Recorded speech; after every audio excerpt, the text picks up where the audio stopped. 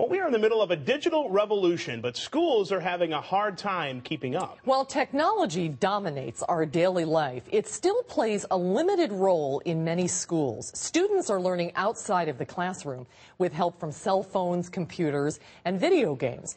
Rich Halverson is a UW professor of educational leadership, and he has written a book about this.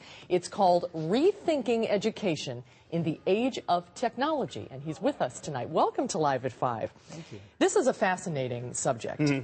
What is it that you think schools are missing? Well, in a lot of ways, they're missing out in the 21st century.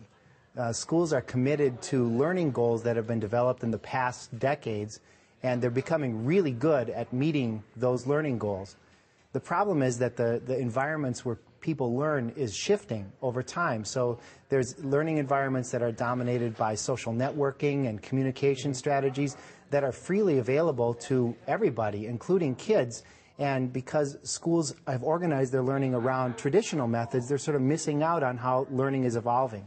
Let's talk about those social media sites like, Twitter, Facebook, MySpace, even cell phones. How valuable are those in a child's education? Well, it's interesting because they didn't start as educational technologies. Right. But if you think about Twitter and texting and things like that and email, they all involve the production of words. They're writing, they're communication. You try to communicate your intent to audiences. And because schools have locked themselves into more traditional modes of expression, it's hard for kids to make the bridge between the things they're doing out of school and the things they're doing inside of schools. Well, we recently had an interesting debate among the fifth grade moms because my son is struggling with cursive writing. And everyone said, why are we even teaching cursive writing? It's a keyboarding world. I mean, do you feel like schools should take that approach and just go totally digital? Well, the important thing for me is that schools need to teach people how to communicate. Yeah. And when you have technologies that are based on communication, it seems like those are things that schools need to embrace into their basic literacy practices. Well, let me ask you this. I was telling Mark earlier, my son is in 5th grade. He's 10 years old, and he's a real vid kid.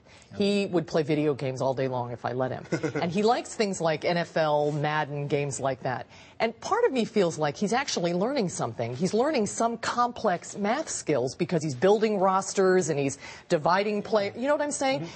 Am I just trying to reassure myself, or is there really some value to that? Well, the research is sort of out right now on whether video games teach traditional learning goals. That's sort of an open question. But what video games are really good at is teaching themselves.